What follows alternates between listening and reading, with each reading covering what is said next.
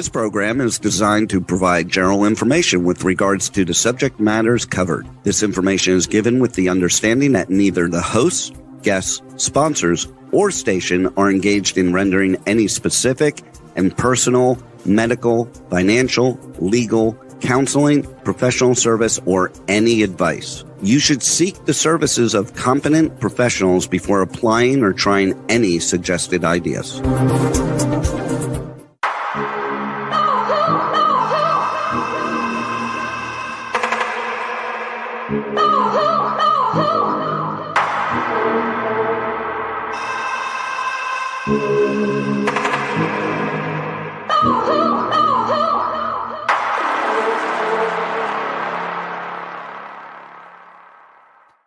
Good morning, truth seekers and true crime junkies. Welcome back to another episode of Hit the Road Jack, Finding the Zodiac. I'd like to introduce to the show today Nolan Del Campo. Hello, everybody. Good morning. Good morning. And Lindsay McBrayer. Hey. Good morning. All right. Well, I keep hearing back from this Caspaw guy on my comments, and of course he always alludes to his person of interest, but he never really gives me a clue as to who it is. Today I got a partial name, so he sent saying, "I'm glad that you brought up all these other murders in Texas because my person of interest, I think, is responsible for a lot of unsolved murders as well. That's why I asked what Jack's last name was. Maybe Jack is the same person that I'm talking about, Bill." I don't think so. I still want to know who this Where's person that is. That's like Iranian or something. Casbah, I think, is just his scream name. I've seen Kaz the Clown. I've seen, I think that, Lindsay, you saw one of his podcasts. He was hiding in a tent or something like that. Yes. And like he was saying how that people were watching him and he was hiding out. And I was like, what is going on with this dude? Yeah, he looked like he had created himself a sheep fort. So maybe he can, if he's watching, he can tell us a little bit more about that. I think Stop we should it, rock the Casbah. Don't rock the Casbah. Don't rock the Casbah. Yeah. Well, he also goes on to say, a lot of people say there's no way that one man could commit so many murders, but I believe one man committed a ton of murders, over 100 murders. Well, good Lord, haven't we said that a million times? And the 1986 letter says 100 plus all over California and Nevada. We're just silly to think that it's isolated to just those two areas. But like I had indicated when I sent back to him, the Texas Rangers couldn't have attempted to close over 200 cases across the country on one person unless it was possible that one person could have committed all those crimes, right? Right. So, well, Texas Rangers didn't do their job, if you asked me. They just wanted to close the cases. They didn't care if it was justice or not. No, of course. Well, yeah, and they still do that, I feel like, a lot around the country. So it's kind of a pattern. Well, I think with D'Angelo, they pinned a lot of stuff on him that he may not have been. Right. Just blanket, push it underneath. Yep. I actually received back a letter from the Humanity for Prisoners on the wrongful conviction case of Peter Wilson. So I basically sent it out to a whole bunch of people, kind of like I did with the Zodiac, with Dennis and I, going to different law enforcement agencies. And I actually reached out to Julie Watts of CBS 13 News. She's an investigative reporter. She reached back out to me and asked for additional information, but I've not heard anything since. So I'm not sure if she is working on it, if she's round filed it or what she's done. The letter that I got from the Humanity for Prisoners, and this is kind of the response you get from people. They just don't either have the time or wherewithal. But it says, "Dear Miss Bartow, please forgive me for this late response to your letter of June 10th. It had been misfiled." Okay. "I'm not sure that I can do anything to assist in preparing a writ of habeas corpus for Mr. Wilson, but I'd like the record to show that I completely support the effort and I am convinced he is an innocent man. Thank you for your work on this project." Yeah. So on Wilson, at the second trial, was represented by a public defender? Yes. Okay. Yeah. So, well, the public defenders always do a notice of appeal on a felony matter. It's required for their job. And every convicted felon in California is entitled to appeal by right, as long as you do the notice of appeal. So he must have had an appeal, but he's not getting back to us on that issue. Because I'd like to look up his appeal and read why it was denied. Well, it hasn't been denied, and he did file the writ of habeas. No. Yeah, the writ of habeas years ago. Exactly. So if he's at the habeas stage, that means he's already gone through the appeal stage. Right.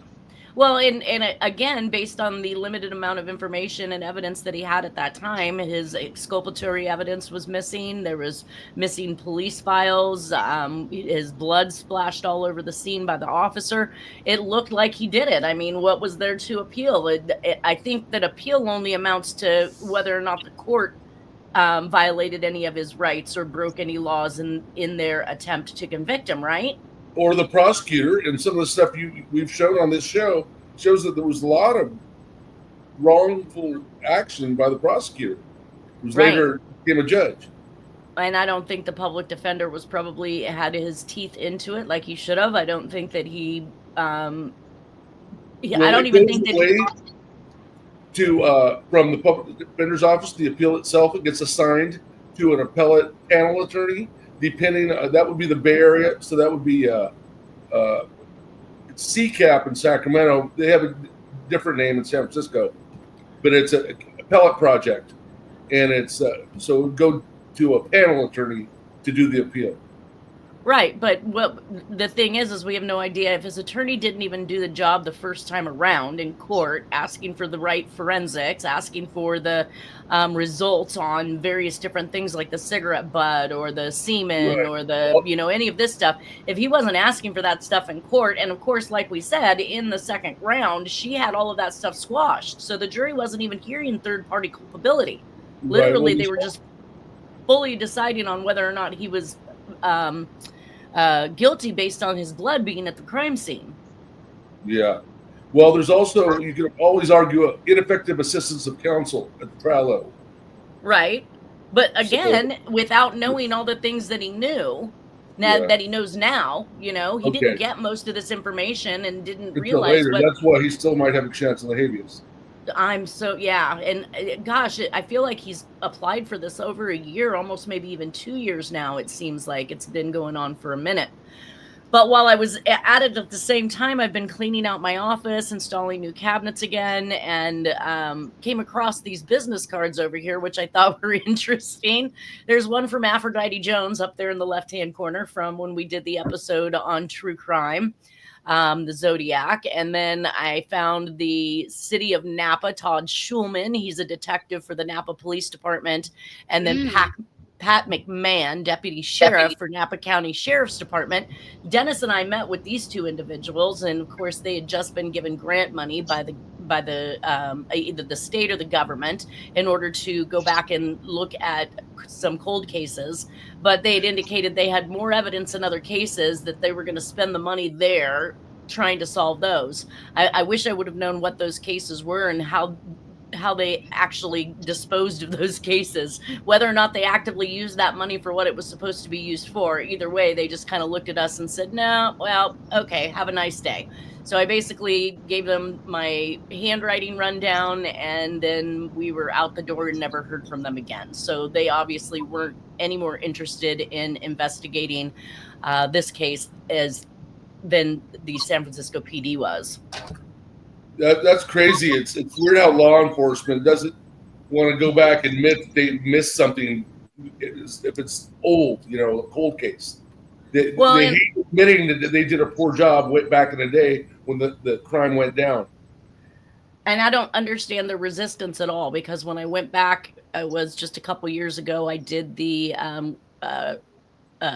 Friction Ridge fingerprint class at the Napa Sheriff's Department, and I spoke with the gal that ran the forensics in the fingerprint department, and she was interested in taking a look at it. She asked her boss, or one of the cold case detectives, whether or not we could look at the fingerprints in comparison to the one, the right thumbprint that we have of Jack on his military records, and she was shot down with a hard no.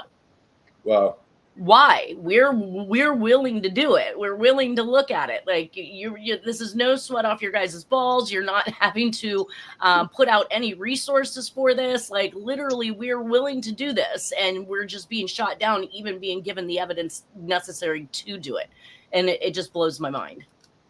But all in all, kind of the same response we got there from that project, right?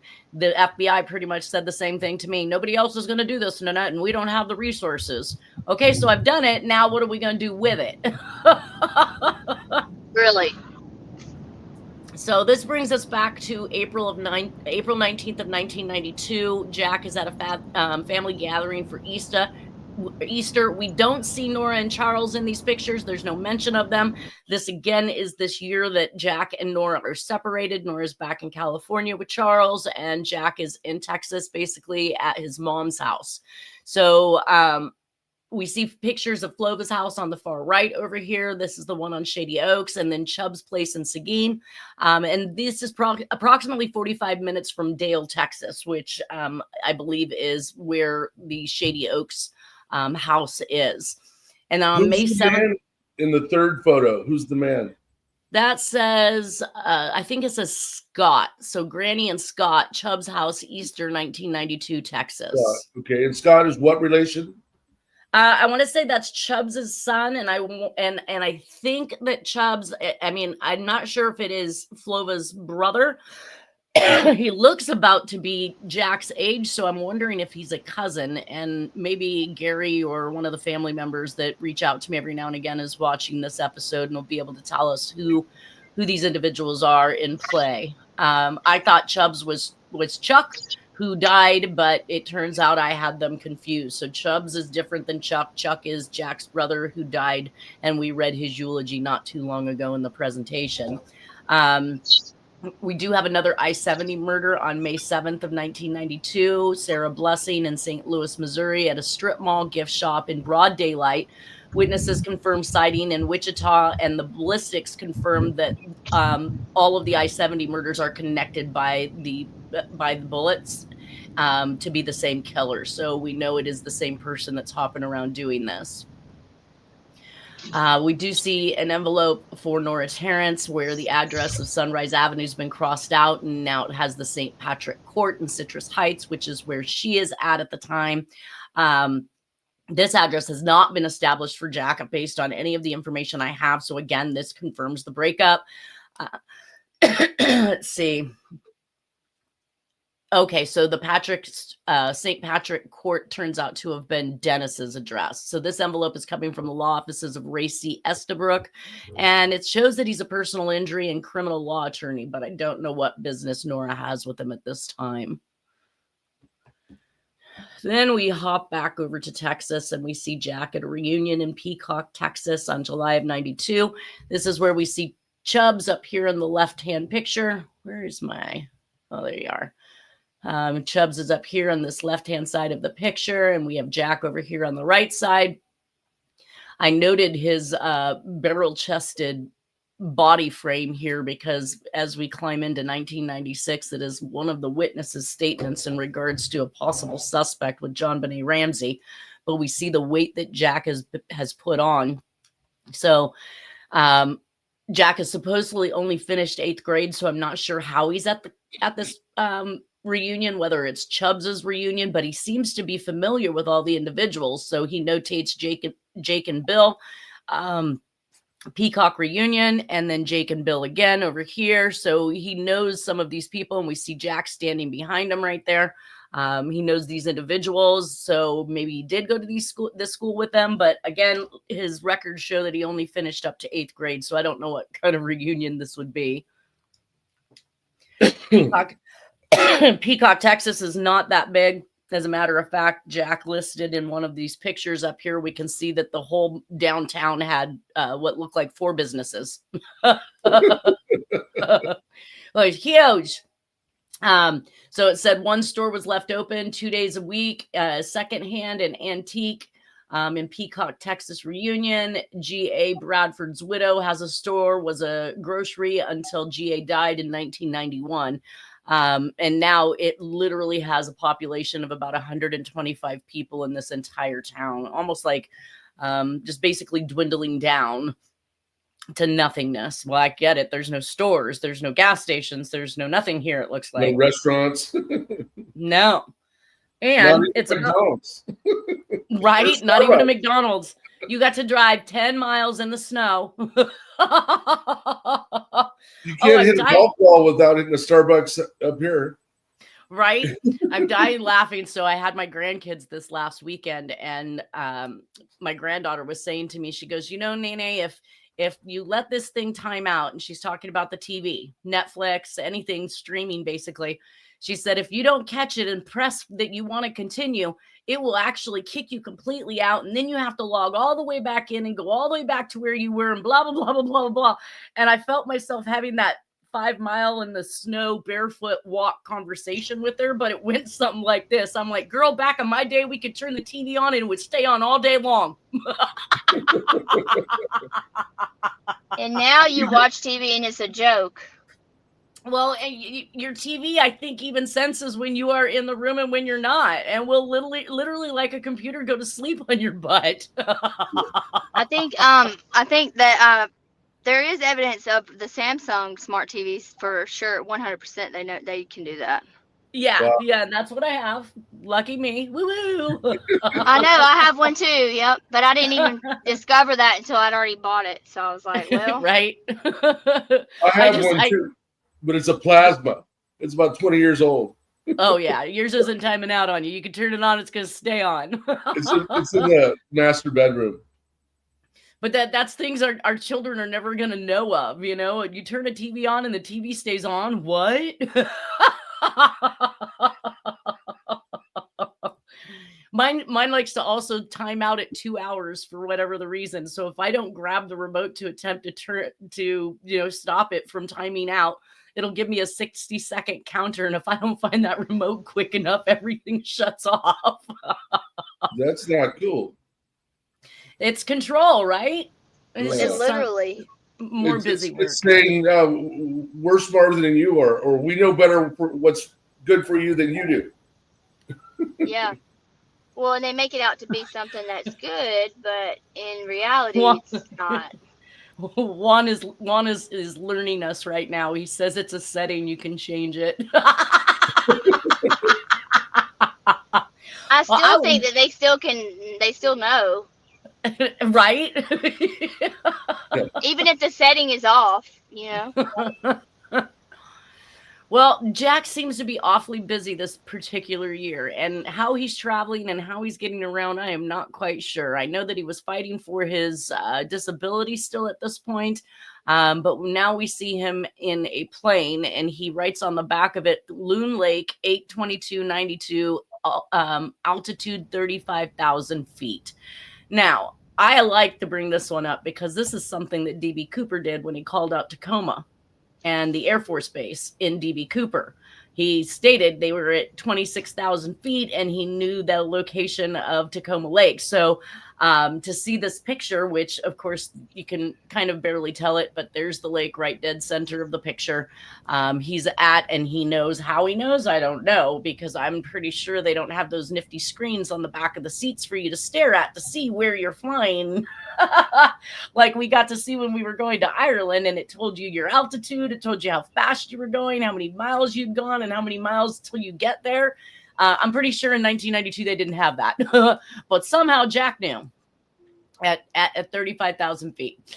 Let's see. So yeah, Lake Tacoma at 20,000 feet is what D.B. Cooper said, near the Air Force Base, which was another thing that he had quoted. And Loon Lake was that lake in specific that Dennis talked about, that in early 1980s, Jack would take him and his friend and drop him off and be gone for days and week at a time. So yeah, now it's up towards Tahoe, right? I want to say, well, let's see, Loon Lake. Well, it's up either 80 or 50. It might be up 80, but yeah. We can see it right here. So yeah, it looks like it might be up 50 because you're going towards South Lake Tahoe right there. Yeah, And here's okay. Loon Lake. Yeah. It's about 2 hours from Sacramento. Okay. So again, I believe that this picture that he's quoting, the 35,000 feet over Loon Lake, indicates he's coming into or leaving out of California. So I'm not exactly sure if this is coming in or if this is leaving, but we do show a picture where he states that he's visiting Dennis Charles at Dennis's house on St. Patrick Court. We just talked about that address in Citrus Heights, summer of 1992, though it didn't give me a precise month.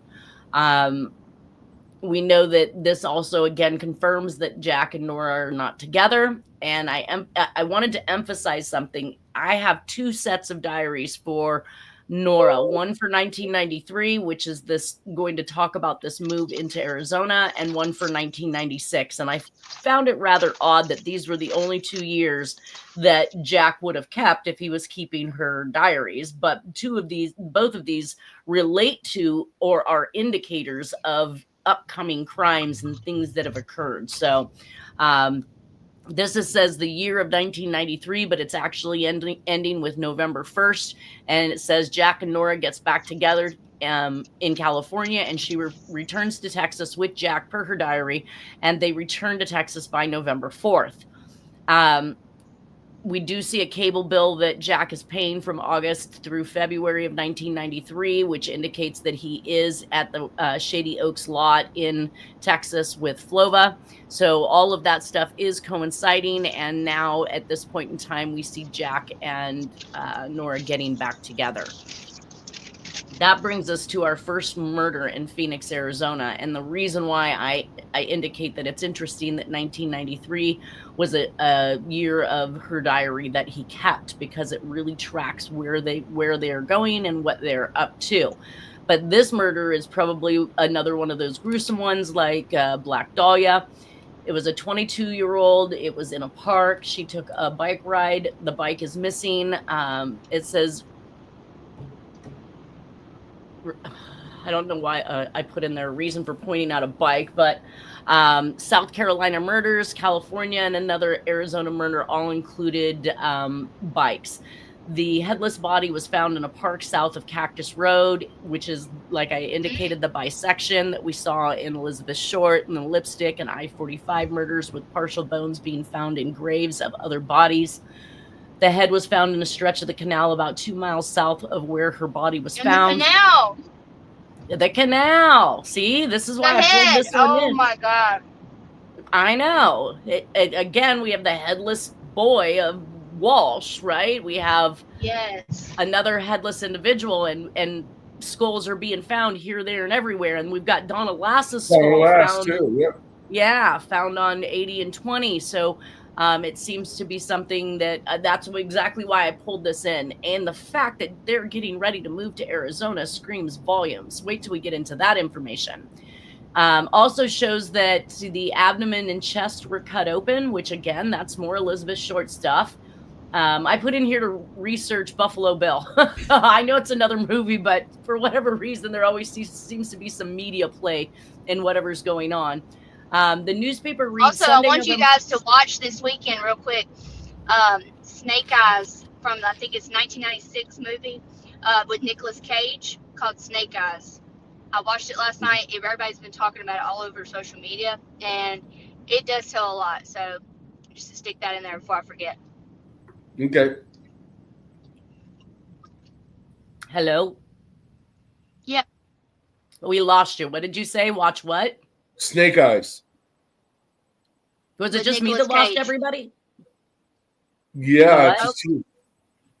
I'm here. I think she lost hers again.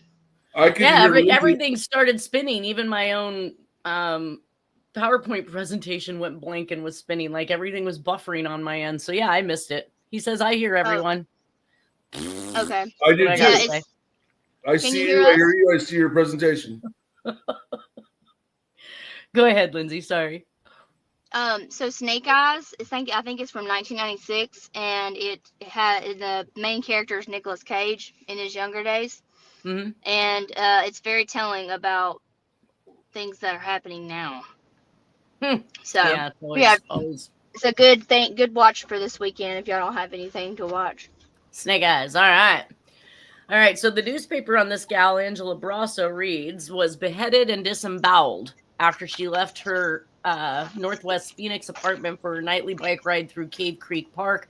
Slain was one of the valley's most gruesome killings. It has never been solved. Angela's body was found on her 22nd birthday on a bike trail near Cactus Road and Interstate 17. Her abdomen and chest had been cut open. Her head was found 11 days later in the Arizona Canal between Dunlap and Peoria Avenues. Her Walkman and her purple 21-speed Diamondback bike have never been found. I put in here, I think that this could have been a murder that Jack committed while scouting out the next place that they're going to move to. As we've seen in so many other situations, Jack goes to wherever it is, just like Dennis said. Goes to wherever it is that he's scouting the new place on his own, does his own reconnaissance, if you will, to figure out where they're going to live. I believe that it is possible he commits one murder at that point and then comes back to get the family. And while he's gone and they're, heavily looking for a killer in regards to this body that's back in the other state, they have no idea to even be looking at Jack because he's not even around while the investigation's going on. And within 3 to 6 months, he shows back up and moves into that area. I find it odd that they never found the bike. You would think the killer wouldn't want to take the bike. It would be stupid. Well, I'm going to show you here real quick, and I mean the coincidences are fairly heavy when it comes to Jack in these cases, but I believe at some point when we get here into Arizona with the family that Charles ends up getting a bike, and I wish Nora had marked what kind of bike and color it was. Yeah, wow. That would have been a smoking gun. Right.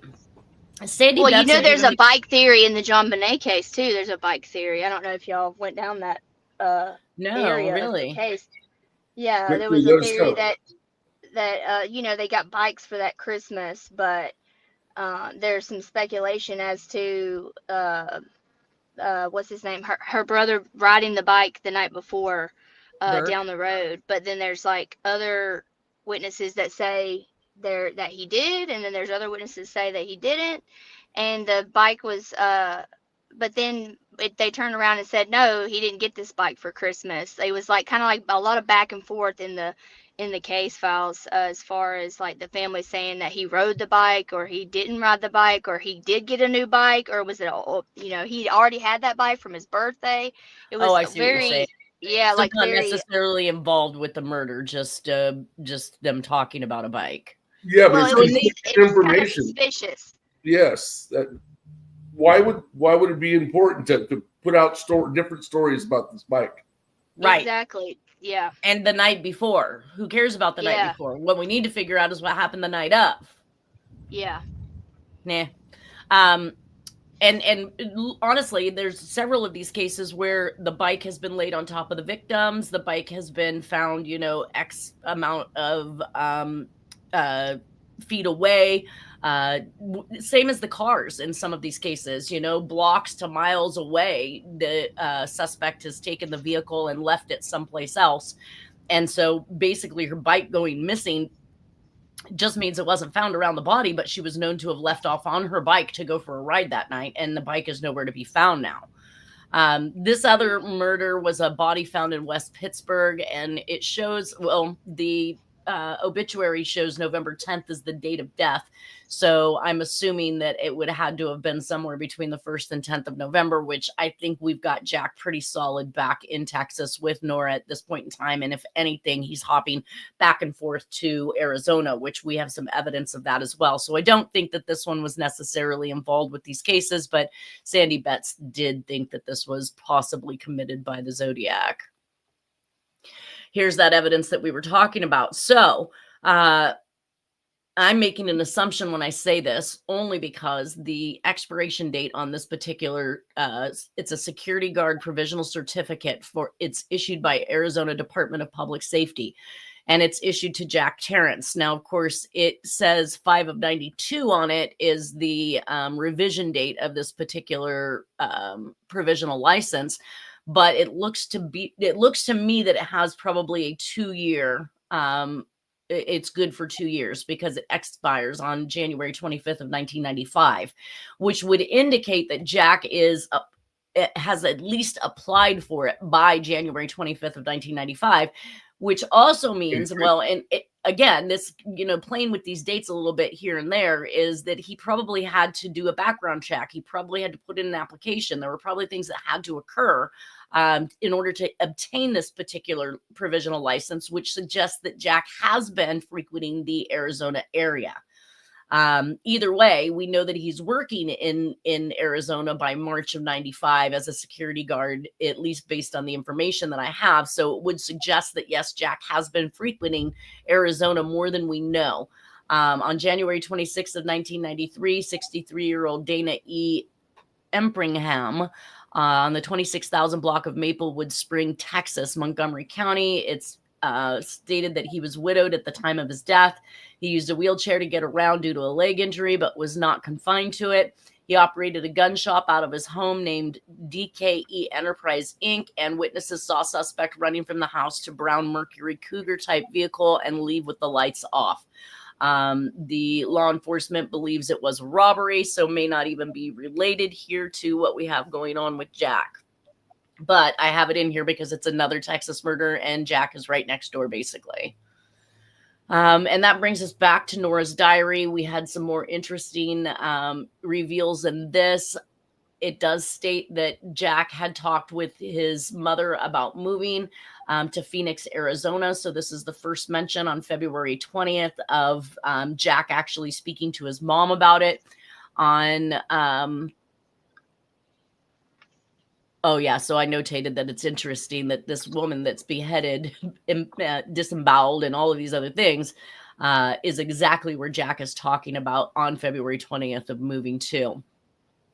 Now, he is stating that he wants to move to Phoenix, Arizona, and that is his goal. That's what he's looking at, but we know that they eventually end up in Flagstaff.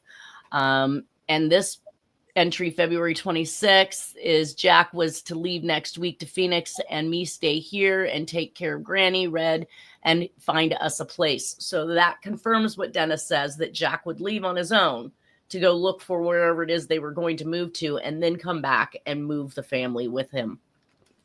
1993 to 1997, Ancestry.com shows Jack in Comanche, Texas, which is 30 miles from Gorman, Texas. But obviously he is in Arizona from 93 to 95 per his own records and Nora's diary. So Ancestry.com can be wrong sometimes. Oh, I found it to be wrong a lot too. Well, and they can only piece back together so much. I mean, well, and that's why it's always good to use multiple sources. Right. Mm-hmm. Let's see.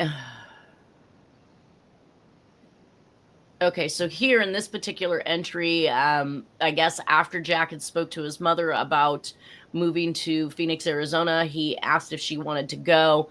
And then, of course, they, I guess they're already recording people on the phone. So this is interesting because it's something Dennis used to do. He's recorded law enforcement several times in their conversations. But they recorded Flova, Jack's mom, talking to one of her friends in regards to this move. And the friend is convinced, or at least trying to convince Flova, that they're trying to take your house, they're trying to take your money, they're trying to make you move. They're basically was conspiring to take all that Flova had and got Flova very upset. So she's having this conversation and it's being recorded by Jack and Nora so they can go back and listen to what she's saying to her friends, which that's just icky. That's and this is 1990. This is 1993, you guys.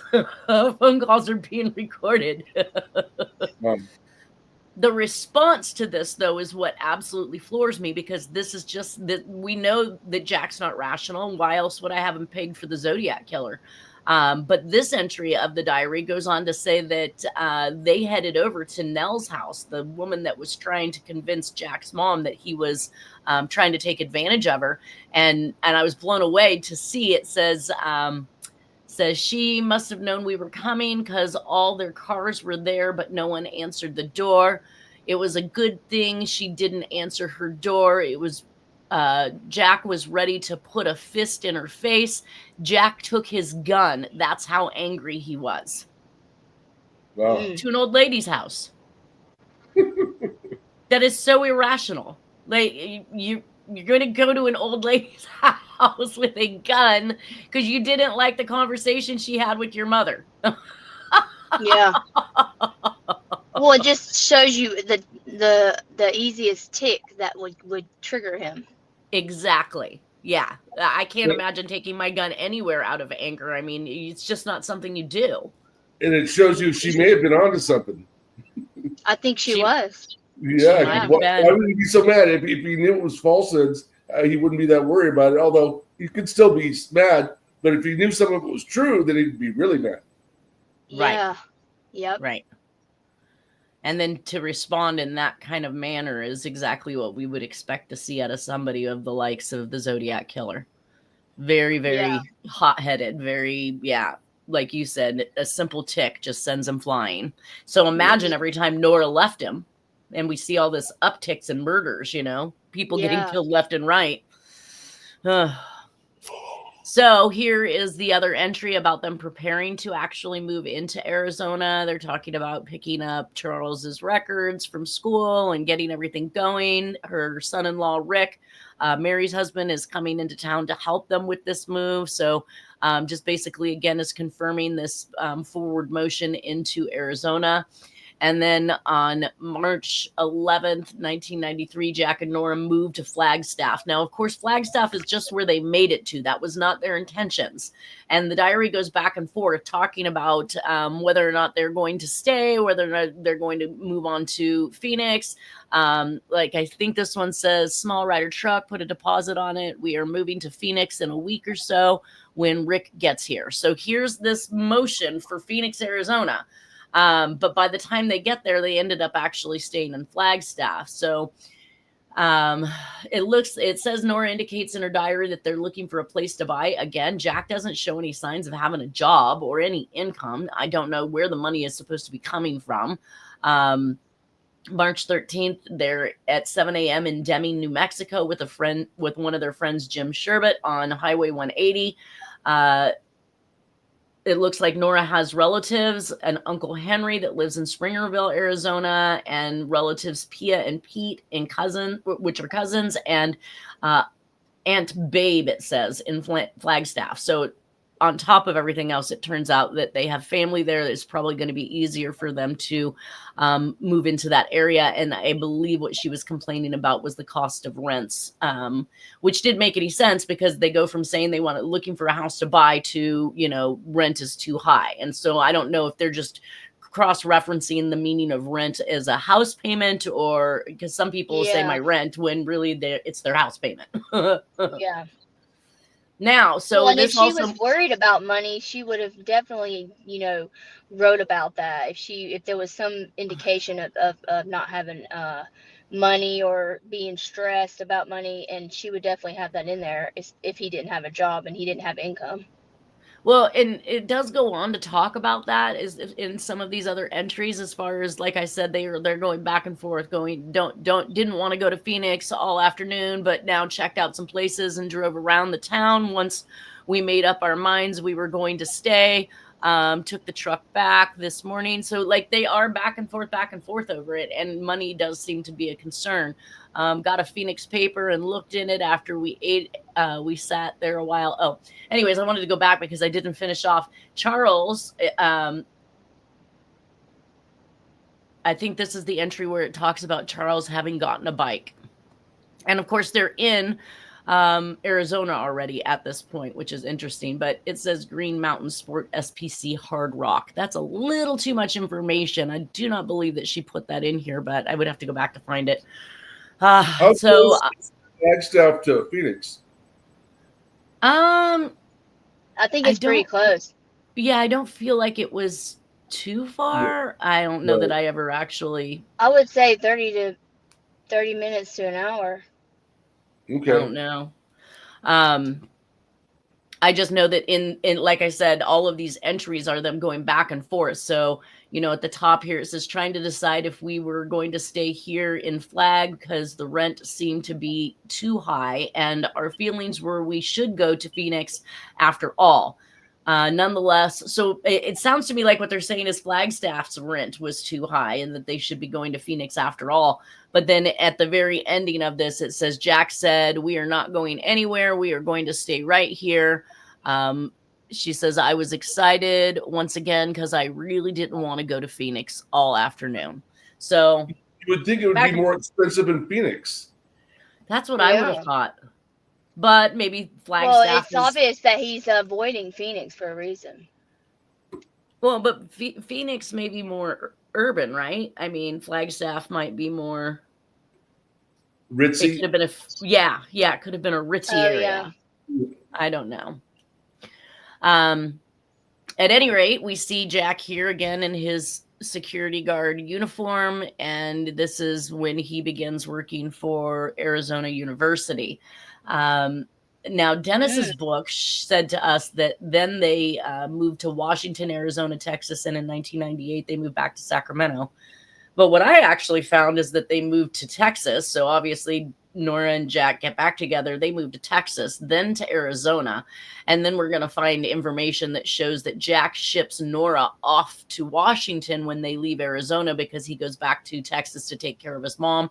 And Nora and Flova do not get along. So a little bit of an inconsistency with where they went during this time frame from Dennis's book. But I think that we've laid out enough information here to show exactly where they've been. I did find a whole bunch of cursive writing, which is kind of a task for me to have to go back to. Also, some typewritten matters, but these are all letters that were sent to Jack's mom or the hide tanning recipe. This one is Ask Your Instructor, and I want to say that this is in Flagstaff, Arizona, 5/22 of 93. So, I'm not sure if he's taking a course because it does say ask your instructor on top. But it also looks like he's complaining about some issues, says cannot load the general ledger program, tried numerous ways, etc. I'm using DR-DOS 5.0, but tried MS-DOS 3.3. Please either repair, replace, or tell me what I am doing wrong. So it doesn't sound like it's a note to a professor, right? Mm-hmm. It sounds more like it's a technical computer issue with possibly what he's doing for work. I'm not sure. Either way, there's a whole bunch Or he just used that notepad that was supposed to be intended for students. Right?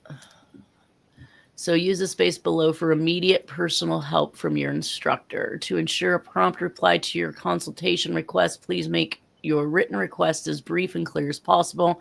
If you have written before about the same question, please be sure to enclose copies of all past correspondence on the subject.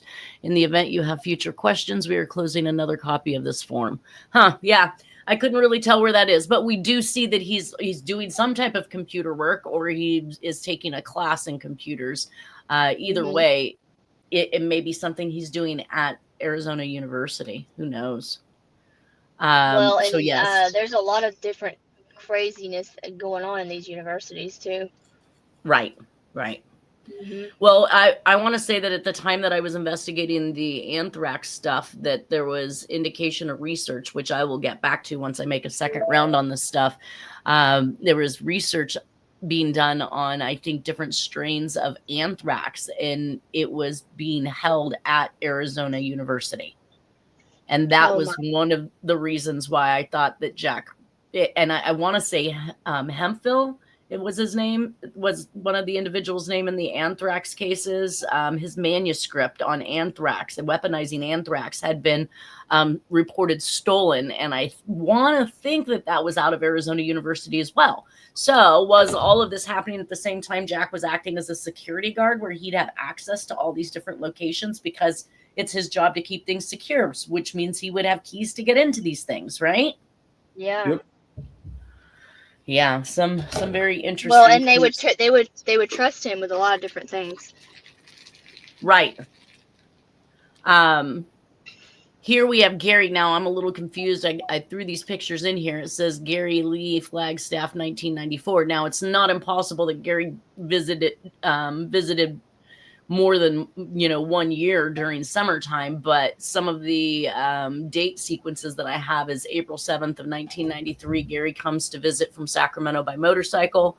On April 9th of 93, Jack and Nora go to the Grand Canyon with Gary. On Easter Sunday, April 11th of 1993, I need to go back and find those pictures because I'm pretty sure that's going to put him back in Texas during that time. He always seems to go home for Easter. And then April 12th, 1993, Gary leaves to go back to Sacramento. But then we see these pictures here, and this is the house in Flagstaff. And we can see the cream-colored van here in the left-hand side of the picture, which that was actually reported. That was a type of vehicle that was reported in one of the crimes that we've discussed.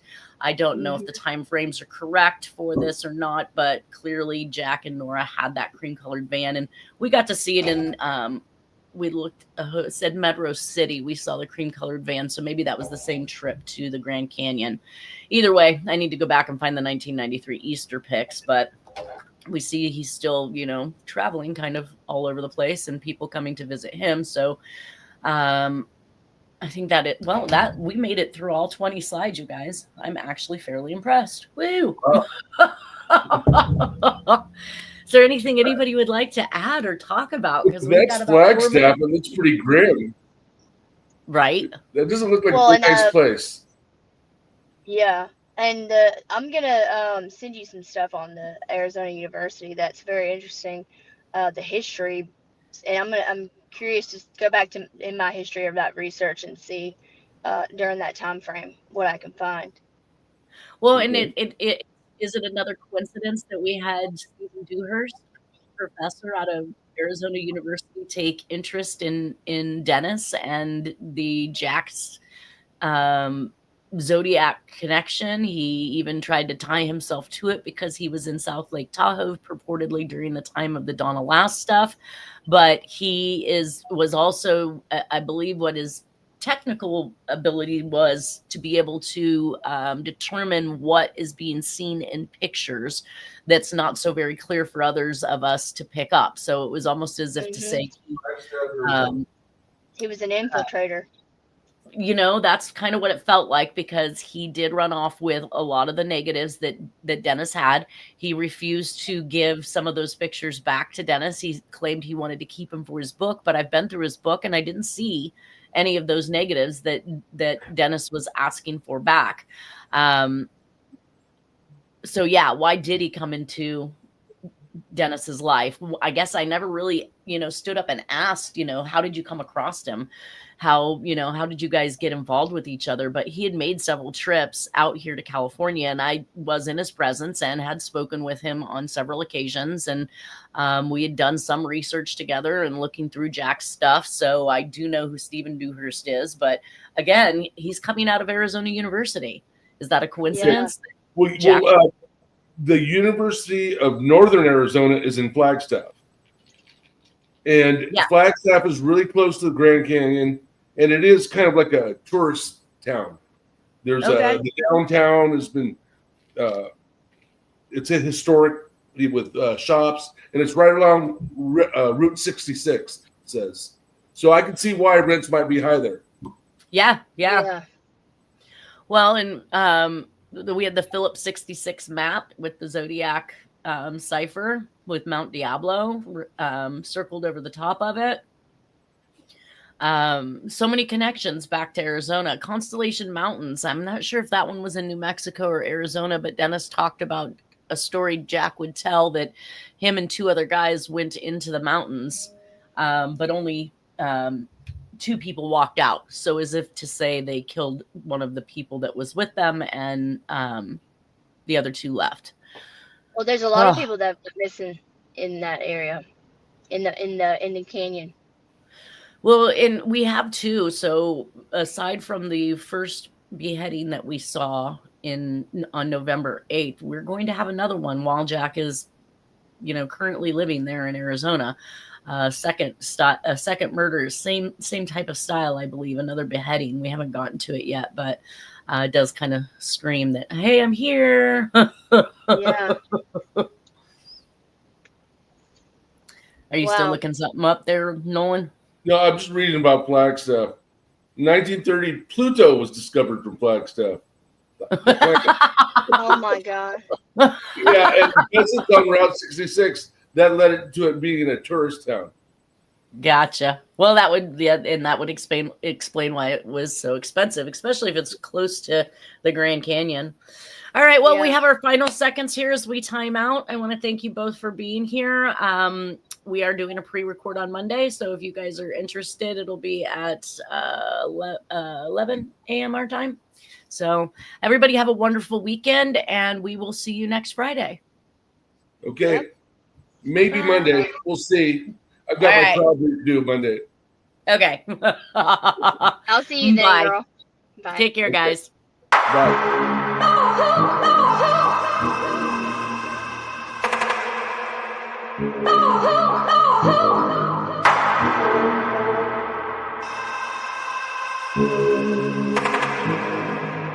Oh,